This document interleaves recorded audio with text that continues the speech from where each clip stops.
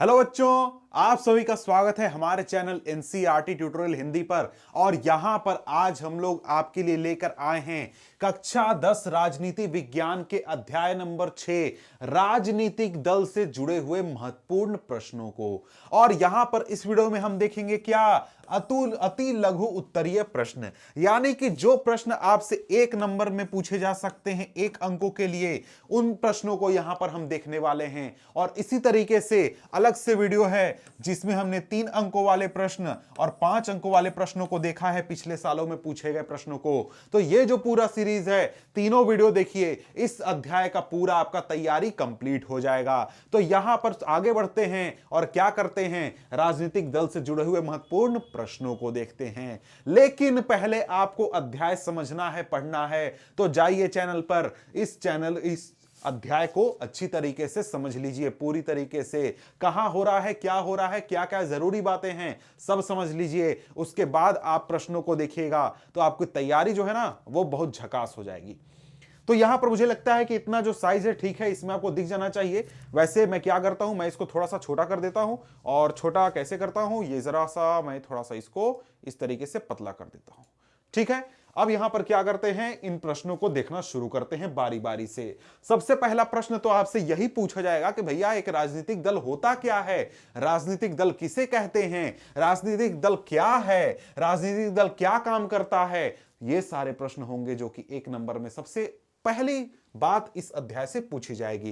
तो यहां पर बात करें तो राजनीतिक दल क्या होता है, यह आपको अध्याय में पढ़ाया गया है। तो यहां जरा सा देखें तो राजनीतिक दल लोगों का ऐसा संगठित समूह है जो चुनाव लड़ने और सरकार में राजनीतिक सत्ता प्राप्त करने के उद्देश्य से कार्य करता है। समाज के सामूहिक हित को ध्यान में रखकर यह समूह कुछ नीतियां और कार्यक्रम निर्धारित करता है। देखिए भैया, सिंपल सा बात है, हम लोग के देश में लोकतंत्र है। लोकतंत्र है तो कोई आदमी चुनाव लड़ेगा, चुनाव लड़कर जीतेगा और जनता के लिए काम करेगा। और हमारे देश में सरकार भी बनाना है। तो सरकार बनाने के लिए हमारे देश में ऐसी व्यवस्था है कि आप अकेले जाकर सरकार नहीं बना सकते हैं, आपको लोगों का समूह चाहिए। जैसे आपको हमारे लोकसभा में बहुमत के लिए 273 सीटें चाहिए 543 में से। तो 273 आप कैसे, एक आदमी चुनाव थोड़े लड़ेगा। तो वहां पर लोगों का एक समूह आता है जो एक साथ एक विचारधारा के लोग होते हैं, जो कि एक समूह बनाते हैं, संगठन बनाते हैं, और उस संगठन के नाम पर जाकर वोट मांगा जाता है और वो संगठन चुनाव जीतकर सरकार बनाता है। और वो संगठन क्या कहलाता है, राजनीतिक दल कहलाता है। तो क्या कहा जाएगा, राजनीतिक दल क्या है, लोगों का समूह है या फिर लोगों का संगठन है जो चुनाव लड़ने और सरकार में राजनीतिक सत्ता प्राप्त करने के उद्देश्य से कार्य करता है। मतलब क्या है, कोई पॉलिटिकल पार्टी है, कोई राजनीतिक दल है, अगर मान लीजिए उसको चुनाव नहीं लड़ना हो तो भैया वो है किस लिए, उसका काम दूसरा कुछ है ही नहीं। उसका एक ही काम है, चुनाव लड़ना, चुनाव जीतना, चुनाव जीतकर सरकार बनाना, नहीं जीते तो विपक्ष का भूमिका निभाना। मतलब क्या हो गया, आप समझ गए कि राजनीतिक दल क्या होता है। आगे क्या कहा जा रहा है, अगला प्रश्न क्या है, राजनीतिक दल के प्रमुख कितने हिस्से होते हैं, यह भी अध्याय में पढ़ाया गया है। और आपके एनसीईआरटी बुक में भी है कि राजनीतिक दल के प्रमुख 3 हिस्से होते हैं। पहला होता है नेता, जिसको कि आप स्टेज पर देखते हैं, जो कि आता है, स्टेज पर चढ़ता है और भाषण देता है, उस नेता की बात हो रही है। अगला क्या होता है, सक्रिय सदस्य होता है, जो कि पार्टी के विचारधारा का, पार्टी के कार्यक्रम का लोगों के बीच में घूम घूम कर प्रचार करता है और पार्टी का सक्रिय सदस्य होता है। इसके बाद कौन आते हैं अनुयायी या समर्थक। मतलब क्या हुआ, ये पार्टी के लिए घूम घूम कर प्रचार करने का काम नहीं करते हैं, लेकिन ये उस पार्टी को पसंद करते हैं, पार्टी के पक्ष में मतदान करते हैं। ये 3 मुख्य अंग होते हैं किसी भी राजनीतिक दल के लिए। अगला क्या है, अगला है शासक दल किसे कहते हैं। शासक दल तो भैया बहुत ही आसान है, मतलब जो शासन कर रहा है वही ना होगा शासक दल, जिसकी सरकार बनेगी जिस राजनीतिक दल की, और जो दल राजनीतिक सत्ता के पक्ष में है, मतलब जो शासन के पक्ष में है, वो क्या हो गया, शासक दल कहलाएगा। जैसे अभी भारत में किसकी शासन चल रही है, बीजेपी की, तो भारत का शासक दल कौन है, बीजेपी है। उसी तरीके से बात करें तो महाराष्ट्र में सरकार किसकी चल रही है, तो शिवसेना की चल रही है। तो महाराष्ट्र का शासक दल कौन है, शिवसेना है, और साथ में कांग्रेस और एनसीपी भी है। ठीक है, इसके बाद आगे क्या है, एक दलीय शासन व्यवस्था क्या है, एक उदाहरण दीजिए। एक दलीय शासन व्यवस्था क्या होता है, मतलब उस देश में चुनाव लड़ने और चुनाव जीतने का अधिकार सिर्फ एक दल के पास है, दूसरा कोई भी दल उसको राजनीतिक सत्ता के लिए चुनौती नहीं दे सकता है। ऐसा किस देश में है, चीन में है। मतलब क्या हुआ, विश्व के कई देशों में सिर्फ एक ही राजनीतिक दल की सरकार बनाने और चलाने की अनुमति है, इस प्रकार उन्हें एक दलीय शासन व्यवस्था कहा जाता है। उदाहरण चीन में सिर्फ कम्युनिस्ट पार्टी को शासन चलाने की अनुमति है, आप कम्युनिस्ट पार्टी के खिलाफ चुनाव नहीं लड़ सकते।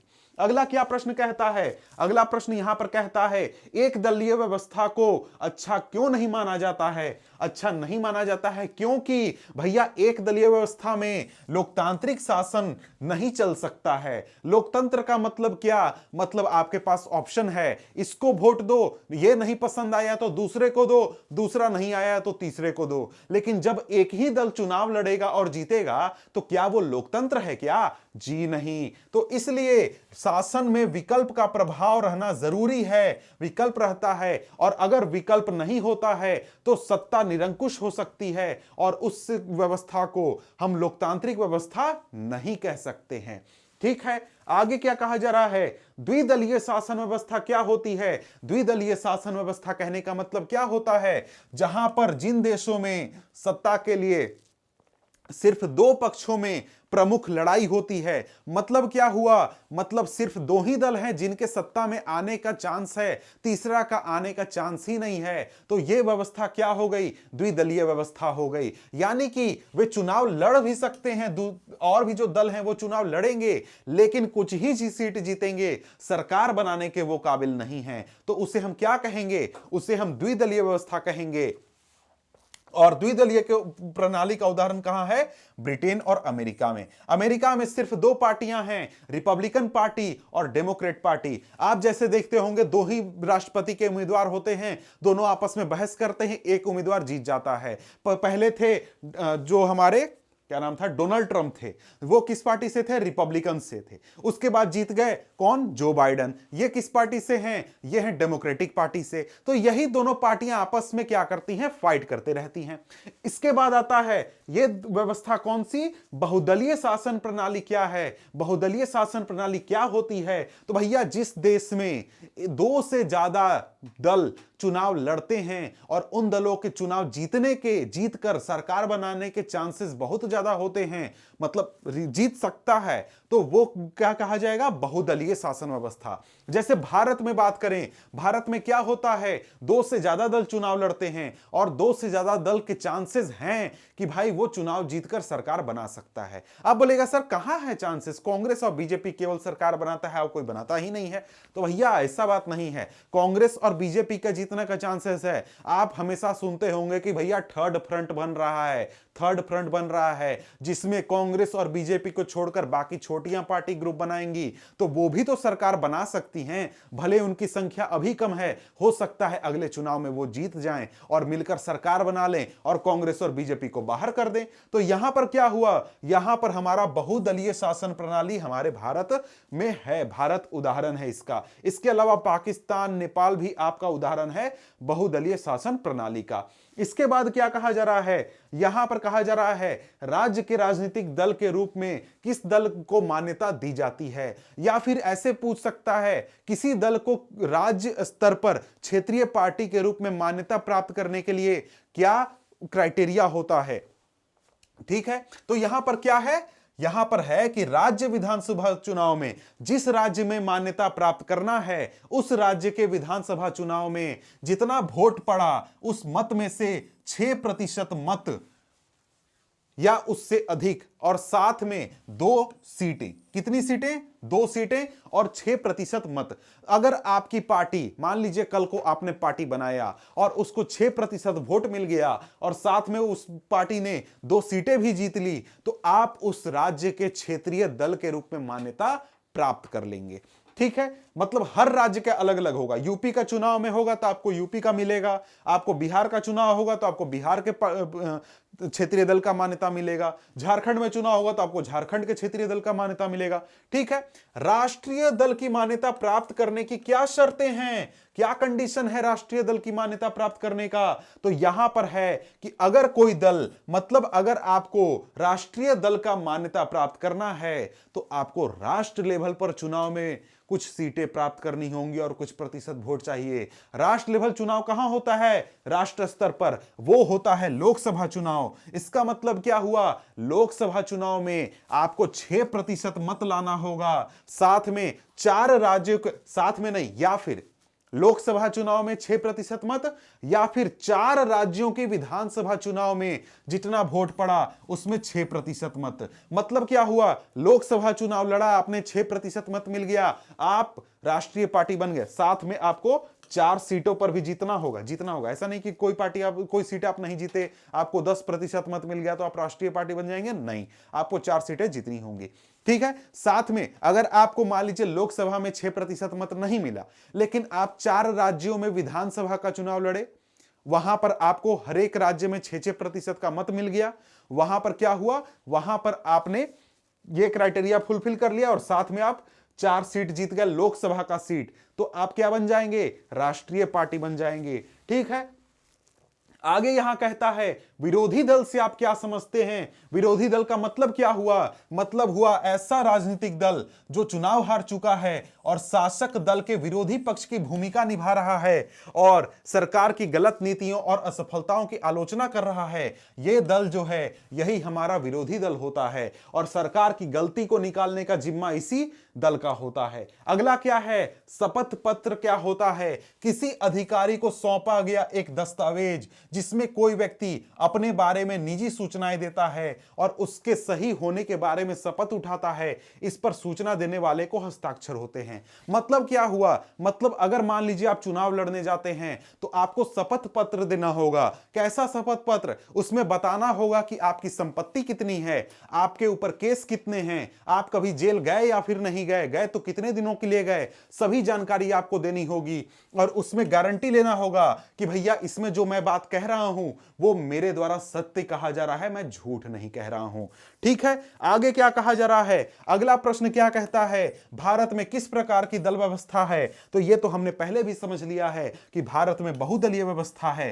क्यों है? ये हमने ऊपर देखा था, क्योंकि भारत में 2 से ज्यादा दलों के चुनाव जीतकर सरकार बनाने के चांसेस हैं। ठीक है, आगे क्या है? आगे यहां पर है कि भारत में बहुदलीय व्यवस्था क्यों है। मतलब हमने अध्याय में समझा था कि अलग अलग देशों में अलग अलग दलीय व्यवस्था है, तो भारत के जब जो नीति निर्माता थे उन्होंने बहुदलीय व्यवस्था को क्यों चुना? अमेरिका के जैसा 2 दल बना देते, ऐसा क्यों हुआ? इसका कारण यह है कि भारत जो है यह बहुत आपका मतलब डाइवर्सिटी से भरा हुआ है। अलग क्षेत्र में अलग भाषा बोली जाती है, अलग पहनावा है, अलग खान पान है, अलग धर्म है, बहुत सारे धर्म हैं, बहुत सारे भाषा बोली जाती हैं, बहुत सारे जाति वगैरह हैं। इस वजह से 2 या 3 पार्टी जो है इतने बड़े देश की सारी सामाजिक और भौगोलिक विविधताओं को समेट नहीं सकती है। मतलब कि हर समाज को एक पॉलिटिकल पार्टी रिप्रेजेंट नहीं कर सकती है, सामने नहीं रख सकती है। तो कोई समाज को अगर ऐसा लगता है कि उसकी बात सामने नहीं आ रही है तो वो अपना खुद से अलग पॉलिटिकल पार्टी बनाकर सामने आवाज ला सकता है। तो इसलिए भारत में जो बहुदलीय व्यवस्था है इसको चुना गया और इसने काफी अच्छा काम भी किया है भारत में। अगर भारत में एक दलीय या फिर द्विदलीय व्यवस्था होती तो वो अच्छी तरीके से काम नहीं करने पाता। यहां पर पूछा जा रहा है बहुदलीय व्यवस्था के लाभ क्या हैं, किन्हीं 2 का उल्लेख करें। तो भैया इस व्यवस्था में विभिन्न हितों और विचारों को राजनीतिक प्रतिनिधित्व मिल जाता है। मतलब क्या हुआ? जैसा मैंने कहा कि भाई एक दल होगा, 2 दल होगा, तो भारत के हर क्षेत्र से, हर समाज से, हर भाषा वाले लोगों से या फिर हर धर्म, हर जाति के लोगों को रिप्रेजेंटेशन या फिर उनकी बात सही तरीके से सामने नहीं आ पाएगी, तो वहां पर परेशानी होगी। लेकिन अगर बहुदलीय व्यवस्था है तो हर समाज के पास ये मौका है कि अगर उसकी बात नहीं सुनी जा रही है तो वो अपना दल बनाकर सामने आ सकता है। जैसे आपने देखा कि भारत जब आजाद याद हुआ था तो कांग्रेस पार्टी हुआ करती थी, या फिर आप कहें तो जनसंघ हुआ करती थी। यही दो मुख्य दल हुआ करते थे, या फिर आप कम्युनिस्ट पार्टी कह सकते हैं, वो भी उस समय काफी सक्रिय थी। लेकिन उस समय कई सारी पार्टियां ऐसी बनी जो कि भाषा के आधार पर बनी। जैसे आप कहें तो तमिलनाडु में बना, तमिलनाडु में डीएमके बना, एआईडीएमके बना, इसके अलावा टीडीपी बना, तेलुगु देशम पार्टी बना। तो ये सारे जो भाषा आधार पर बने ये दल सफल क्यों हुए? क्योंकि इनके समाज के लोग, इन भाषा वाले लोगों को ऐसा लगा कि भैया देखो हमारी बात जो है ना वो सही तरीके से सामने नहीं आ रही है। कांग्रेस पार्टी, जनसंघ या फिर कम्युनिस्ट पार्टी हमारी बात को सही तरीके से नहीं रख रहे हैं, तो हमें क्या करना चाहिए? अपना दल बनाना चाहिए। उन्होंने अपना दल बनाया, चुनाव जीते, सामने आए, अपनी बात रखी। उसी तरीके से आप कई सारी पार्टियों को देखेंगे जो कि जाति के आधार पर पार्टियां बनी हैं, तो वो अपनी बात को सामने रखती हैं। मतलब क्या हुआ कि उन समाज को ऐसा लगा कि हमारी बात सही तरीके से सामने नहीं आ रही है, हमारी बात सही तरीके से पहुंच नहीं रही है संसद तक या फिर विधानसभा तक, तो हम अपनी पार्टी बनाकर जाएंगे और अपनी बात को रखेंगे। आगे क्या हुआ? आगे ये हुआ कि बहुदलीय व्यवस्था में क्या होता है कि छोटे और स्थानीय दलों को विकास करने और सरकार का हिस्सा बनने का अवसर प्रदान करती है। मतलब क्या हुआ? मतलब कि भाई आपके पास मौका है, भले ही आपका छोटा दल है अभी, लेकिन आप अपना प्रचार प्रसार करके अपने दल को बड़ा दल बना सकते हैं। ठीक है, अगला क्या है? अगला प्रश्न कहता है गठबंधन अथवा मोर्चा क्या है? यहां पर क्या होता है कि जैसे आपने देखा होगा कि हमारे देश में कई पार्टियां मिलकर एक साथ चुनाव लड़ती हैं या फिर चुनाव हो जाने के बाद एक साथ आती हैं, तो यह क्या कहलाता है? यह हमारा गठबंधन होता है या फिर मोर्चा होता है। यानी क्या होता है, जब किसी बहुदलीय व्यवस्था में, जैसे जहां पर बहुदलीय है, जैसे भारत में बहुदलीय है, तो बहुदलीय व्यवस्था में अनेक पार्टियां चुनाव लड़ने तथा सत्ता में आने के लिए आपस में हाथ मिला लेती हैं, तो इसे गठबंधन या फिर मोर्चा कहा जाता है। मतलब समझ गए कि भाई सत्ता में आने के लिए या फिर चुनाव लड़ने के लिए आपस में एक साथ मिल जाती हैं, तो वो हमारा क्या कहलाता है? या तो गठबंधन या तो मोर्चा। जैसे आपने नेशनल डेमोक्रेटिक अलायंस सुना होगा, एनडीए, तो वो बीजेपी और दूसरी पार्टियों का एक गठबंधन है। उसी तरीके से आपने यूपीए सुना होगा कि भाई यूपीए है, यूपीए मतलब यूनाइटेड प्रोग्रेसिव अलायंस हो गया, ये कांग्रेस और उसके समर्थकों का क्या है? गठबंधन है। उसी तरीके से लेफ्ट फ्रंट है, मतलब क्या? जो लेफ्ट पार्टियां हैं, जो लेफ्ट विचारधारा रखती हैं, उनका एक गठबंधन है। तो ये क्या होता है? एक तरीके से चुनाव लड़ने या फिर सत्ता में आने के लिए साथ में जो पार्टियां आती हैं उनकी बात होती है। उस संगठन, संगठन के जगह पर यहां पर संस्था लिख लीजिए तो वो ज्यादा अच्छा होगा। उस संस्था का नाम बताएं जिसके साथ भारत में हर दल को पंजीकरण कराना पड़ता है। तो कौन है ये? चुनाव आयोग। अब चुनाव आयोग के बारे में आपको पता होगा कि भारत में चुनाव के मामले में समझिए तो माई बाप है, ये मालिक है। मतलब सारे नियम कानून यही तय करेगा, सब चीज यही तय करेगा। सारी पॉलिटिकल पार्टी इसके पास अपने आप को जाकर रजिस्टर करेंगी। साथ में चुनाव कब करवाना है, कितने चरण में होगा, कैसे होगा, कौन जाएगा नहीं जाएगा, सारी व्यवस्था कौन तय करता है? चुनाव आयोग करता है।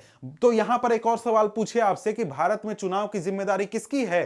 तो चुनाव आयोग की है। इसके बाद अगला प्रश्न यहां पर कहता है बहुजन समाज पार्टी के संस्थापक कौन थे? तो वो थे काशीराम। मतलब क्या हुआ? इस प्रश्न से आपको क्या समझ में आया कि जितनी भी पॉलिटिकल पार्टियां हैं उनके बारे में ध्यान रखिए, वो किस क्षेत्र में हैं, उनके संस्थापक कौन है, विचारधारा कौन है। और हां, क्षेत्रीय पार्टियों के बारे में नहीं मैं कह रहा हूं, मैं राष्ट्रीय पार्टियों के बारे में कह रहा हूं। तो सभी के बारे में थोड़ा सा पढ़ लीजिएगा अच्छी तरीके से, सवाल पूछा जाए आसानी से उत्तर कर लीजिएगा। यहां पर क्या कहा जा रहा है? भारतीय कम्युनिस्ट पार्टी मार्क्सवादी की स्थापना कब हुई थी? 1964 में हुई थी और यह भारतीय कम्युनिस्ट पार्टी से अलग होकर बनी थी। ठीक है, इसके बाद किस पार्टी की स्थापना 1964 में हुई थी और यह मार्क्सवाद लेनिनवाद में आस्था रखती है? CPI, communist party of India. तो यहां पर ये दोनों एक ही से जुड़े हुए प्रश्न हैं, एक ही प्रश्न को दूसरे तरीके से पूछ लिया गया। तो यानी क्या है, आपकी जितनी भी राष्ट्रीय पार्टियां हैं उनके बारे में अच्छे से पढ़िए।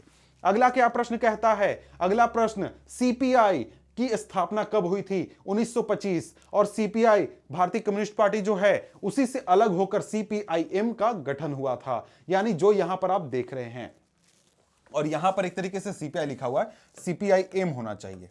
ठीक है, इसके बाद आगे क्या है? आगे यहां पर क्या कहता है कि भाई किस राज्य में शिवसेना का अस्तित्व प्रांतीय राजनीतिक दल के रूप में है या फिर क्षेत्रीय दल के रूप में है। तो शिवसेना है कहां पर, महाराष्ट्र में, और महाराष्ट्र में अभी सरकार किसकी चल रही है, शिवसेना की चल रही है। तो यहां पर अगर आप देखें तो यहां पर ये जो तस्वीर है आपके अध्याय में है, बुक में है, आप इसमें देख लीजिए कि भैया किस राज्य में कौन सा राजनीतिक दल है। जैसे प्रश्न ये काफी ज्यादा पूछा भी गया है और पूछा भी जा सकता है कि भाई गुजरात के क्षेत्रीय दल का नाम बताएं, यूपी के क्षेत्रीय दल का नाम बताएं, बिहार के क्षेत्रीय दल का नाम बताएं। तो ऐसे जो भी प्रश्न हैं इसमें एक बार नाम ध्यान दे लीजिएगा कि किस राज्य में कौन सी पॉलिटिकल पार्टी है, कौन सी राजनीतिक दल है। यहां पर आ ही गया, मैंने नाम लिया तुरंत आ ही गया। बंगाल के किन्हीं दो क्षेत्रीय दलों का नाम बताएं, फॉरवर्ड ब्लॉक, तृणमूल कांग्रेस, या फिर बिहार के किन्हीं दो क्षेत्रीय दलों का नाम बताएं, जनता दल, राष्ट्रीय जनता दल। यदि सभी निर्णय एक ही परिवार द्वारा लिए जाते हैं तथा अन्य सभी सदस्यों की अवहेलना की जाती है तो उस दल को किस चुनौती का सामना करना पड़ रहा है या फिर पड़ेगा, तो वंशवाद। मतलब क्या हुआ, एक ही परिवार पार्टी का मालिक है, बाकी सभी लोग सिर्फ सलाम ठोकने के लिए बैठे हुए हैं। तो वहां पर क्या हो रहा है, वंशवाद की चुनौती है, वहां पर दूसरे सदस्यों की बात नहीं सुनी जा रही है। समझ गए, वंशवाद की चुनौती। अगला क्या है, लोकतंत्र की गुणवत्ता में सुधार के लिए राजनीतिक दलों में जनता की भागीदारी को बढ़ाने के लिए कोई एक सुझाव दीजिए। जनता कैसे राजनीतिक दलों में भागीदारी बढ़े जनता की, इस पर आपको सुझाव देना है। तो पार्टियों में अंदरूनी लोकतंत्र की कमी की चुनौती पर काम करना अथवा उसे दूर करना। तो परेशानी क्या है कि भैया हमारे यहां जो राजनीतिक दल हैं उनके अंदर लोकतंत्र की समस्या है। कोई एक परिवार या फिर एक व्यक्ति पार्टी का अध्यक्ष होता है, सब उसी की बात सुनते हैं, दूसरे लोगों की कोई बात सुनता भी नहीं है। कोई विरोध करता है तो उसे पार्टी से निकाल दिया जाता है। तो यह समस्या अगर दूर की जा सकती है तो हमारे देश में जितने भी राजनीतिक दल हैं उनके ज्यादातर समस्याओं को दूर किया जा सकता है। अब यहां पर आगे प्रश्न पूछता है, अमेरिका के दल व्यवस्था और भारत में अंतर बताइए। मतलब भारत में दल व्यवस्था और अमेरिका के दल व्यवस्था के बीच में अंतर बताना है। तो यहां पर क्या पूछा जा रहा है, अंतर में क्या लिखिएगा कि अमेरिका में दो दलीय व्यवस्था है जबकि भारत में बहुदलीय व्यवस्था है। अमेरिका में दल के सदस्य तथा समर्थक प्रत्याशी का चुनाव करते हैं जबकि भारत में दल के प्रमुख नेता चुनाव लड़ने के लिए प्रत्याशी का चुनाव करते हैं। मतलब क्या हुआ, वहां पे कैंडिडेट कौन होगा उसके लिए पार्टी के मेंबर्स लोग वोट देते हैं। लेकिन भारत में क्या होता है, भारत के जो शीर्ष नेता होते हैं, जो कि जैसे कुछ पार्टियों में संसदीय बोर्ड होते हैं, कुछ पार्टियों में वर्किंग कमेटी होती है, ये लोग आपस में, बड़े बड़े नेता लोग आपस में बैठकर क्या करते हैं, अपने जो उम्मीदवार हैं उनका चुनाव करते हैं। अगला क्या है, पंजाब की क्षेत्रीय पार्टी कौन सी है, पंजाब की प्रमुख क्षेत्रीय पार्टी शिरोमणि अकाली दल है। ठीक है। अगला क्या है, उस राजनीतिक दल का नाम बताइए जिसका राष्ट्रीय स्तर पर राजनीतिक संगठन है परंतु उसे राष्ट्रीय पार्टी के रूप में मान्यता नहीं मिली है। तो यहां पर क्या है, ऑल इंडिया अन्ना द्रविड़ मुनेत्र कड़गम। अब ये तो एक नाम है, इसके अलावा आप समाजवादी पार्टी का भी नाम लिख सकते हैं, आप इसके अलावा राष्ट्रीय जनता दल का भी नाम लिख सकते हैं, या फिर जेडीयू का भी नाम लिख सकते हैं, जनता दल यूनाइटेड का भी। ये सारी पार्टियां ऐसी पार्टियां हैं जो कि देश स्तर पर चुनाव लड़ना चाहती हैं और देश स्तर पर अपना विस्तार करना चाहती हैं, लेकिन इनको अभी मान्यता नहीं मिला है देश स्तर पर, इनको क्षेत्रीय पार्टी के रूप में अभी मान्यता मिला है। ठीक है। इसके बाद क्या है, इसके बाद यहां पर क्या कहता है, संघीय व्यवस्था वाले लोकतंत्रों में कितने प्रकार के सामाजिक दल पाए जाते हैं। मतलब क्या हुआ, मतलब ऐसी व्यवस्था की बात हो रही है जहां पर संघवाद है, जैसे कि हमारे भारत में संघवाद है, तो यहां पर कितने प्रकार के दल होंगे, दो प्रकार के दल होंगे। पहला प्रकार जो कि देश स्तर पर दल होगा यानी कि राष्ट्रीय दल। दूसरा प्रकार क्या होगा, कोई एक खास संघ क्षेत्र में वो मौजूद है, उसकी पकड़ कोई एक खास संघ क्षेत्र में है, तो वो क्या हो गया, क्षेत्रीय दल। दो प्रकार कौन कौन से, राष्ट्रीय दल और क्षेत्रीय दल। ठीक है। अगला क्या है, अगला प्रश्न कहता है समर्थक से क्या अभिप्राय है। मतलब समर्थक कौन होता है, तो समर्थक की बात करें वह व्यक्ति जो किसी दल समूह या अथवा गुट के प्रति पूर्णतः समर्पित होता है उसे समर्थक कहते हैं। मतलब वो वोट देगा तो उसी पार्टी को देगा, दूसरी पार्टी को वोट नहीं देगा, वो समर्थन करेगा एक ही पार्टी को, उसकी बात यहां पर हो रही है। अगला क्या है, अगला है वह कौन सी संस्था है जो राजनीतिक दलों को पंजीकृत करती है। इसको तो हमने पहले भी देख लिया था, यह है आपका चुनाव आयोग राजनीतिक दलों को पंजीकृत करती है, चुनाव चिन्ह वगैरह सारी प्रक्रिया चुनाव की यही संभालता है। तो यहां पर कुछ महत्वपूर्ण प्रश्न थे। इसके अलावा अगर आप अभी तक देख रहे हैं तो बता दूं कि इसके अलावा 3 अंकों वाले प्रश्न वाला वीडियो है, 5 अंकों वाला है, इसके अलावा एनसीईआरटी का है। तो ये सारे प्रश्न वाले आप जो वीडियो हैं उनको देख सकते हैं। तो मिलते हैं आपसे अगले वीडियो में, तब तक के लिए गुड बाय।